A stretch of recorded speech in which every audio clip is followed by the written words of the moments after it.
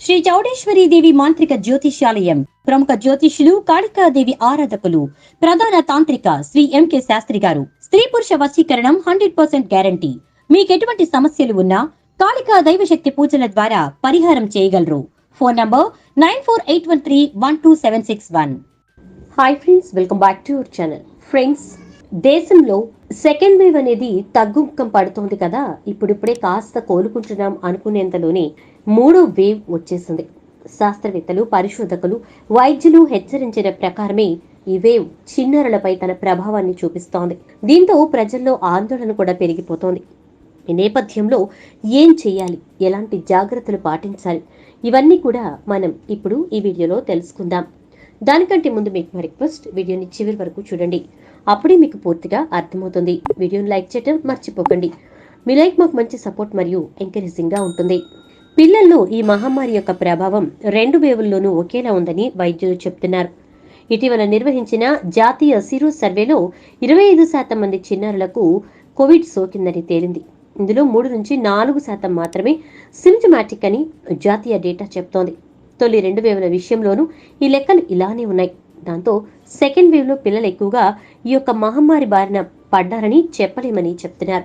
అయితే ఇప్పుడు వచ్చినటువంటి ఈ థర్డ్ వేవ్ హెచ్చరికలు అందరినీ ఆందోళనకు గురిచేస్తున్నాయి. కంటి మీద కునుకు లేకుండా చేస్తున్నాయి.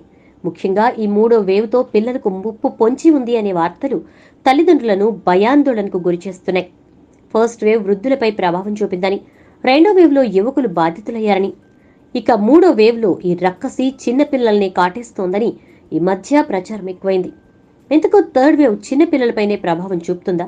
ఒకవేళ పిల్లలకు ఈ యొక్క మహమ్మారి సోకితే వారిలో ఇన్ఫెక్షన్ స్థాయి ఎలా ఉంటుంది, ఎలాంటి జాగ్రత్తలు తీసుకోవాలి, ఇవన్నీ కూడా ఇప్పుడు చూసేద్దాం. పెద్దలతో పోలిస్తే పిల్లల్లో ఈ యొక్క మహమ్మారి తీవ్రత తక్కువగానే ఉంటుందని నిపుణులు చెప్తున్నారు. అయితే కోవిడ్-19 అనంతరం వచ్చే దుష్ప్రభావాలు మాత్రం పిల్లల్లో చాలా ఎక్కువగా కనిపించే అవకాశం ఉందంటున్నారు. ముఖ్యంగా multi system inflammatory syndrome MIS వచ్చే ఆస్కారం ఉందంటున్నారు.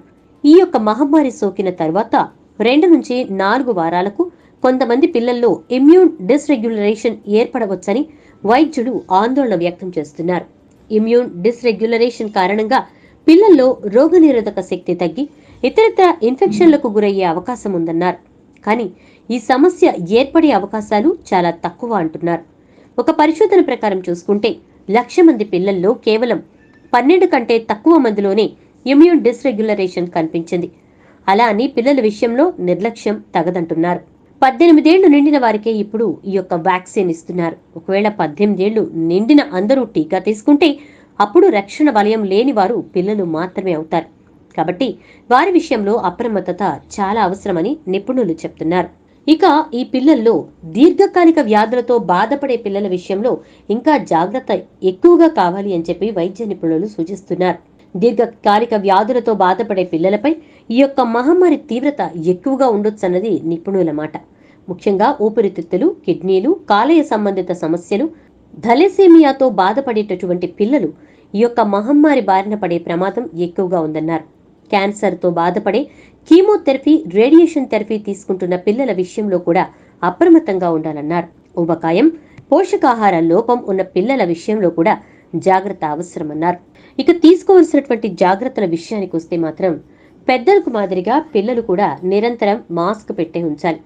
వ్యక్తిగత పరిశుభ్రత, చేతుల్ని ఎప్పటికప్పుడు శానిటైజ్ చేసుకోవడం, భౌతిక దూరం పాటించడం వల్ల ఈ యొక్క వైరస్ రాకుండా జాగ్రత్త పడొచ్చన్న విషయం పిల్లలకు వివరించాలి. పిల్లలకిచ్చే ఆహారంలో బి కాంప్లెక్స్, CD వైటమిన్లు, zinc, calcium, probiotics, omega fatty ఆమ్లాలు వంటి పోషకాలు అధికంగా ఉండేలాగా చూసుకోవాలి. పిల్లలు ఆడుకోవడానికి బయటకు వెళ్లనివ్వకూడదు. ఇండోర్ గేమ్స్కే ప్రాధాన్యత ఇవ్వాలి. ఈ యొక్క టీకాలు ఇప్పటి వరకు పిల్లల కోసం అందుబాటులోకి రాలేదు కాబట్టి ముందు జాగ్రత్తగా సీజనల్ వ్యాధులు రాకుండా ఇన్ఫ్లుయెంజా టీకా వేయించడం మంచిది. పిల్లల్లో సాధారణం నుంచి ఓ మోస్తరు లక్షణాలు కనిపిస్తే 10 రోజులు, తీవ్ర లక్షణాలు కనిపిస్తే 20 రోజుల పాటు ఐసోలేషన్లో ఉంచాలి. ఐసోలేషన్లో ఉంచాల్సి వచ్చినప్పుడు పిల్లలకు పెద్దల సపోర్ట్ అవసరం కాబట్టి ఆ సమయంలో తల్లిదండ్రులు పిల్లల దగ్గర ఉండొచ్చు. ఈ యొక్క మహమ్మారి సోకిన పిల్లలను ఎట్టి పరిస్థితుల్లో కూడా వయస్సు పైబడిన వారి దగ్గరకు వెళ్లనివ్వకూడదు. ఇక పిల్లల్లో ఈ లక్షణాలు జ్వరం, దగ్గు, అలసట, ఊపిరిలో ఇబ్బంది, ముక్కు దిబ్బడ, గొంతులో మంట, కండరాల నొప్పులు, తలనొప్పి, వాంతులు, విరేచనాలు, కడుపులో నొప్పి ఇవన్నీ కూడా ఈ యొక్క మహమ్మారి సోకాయి అని చెప్పడానికి పిల్లల్లో కనిపించే లక్షణాలు.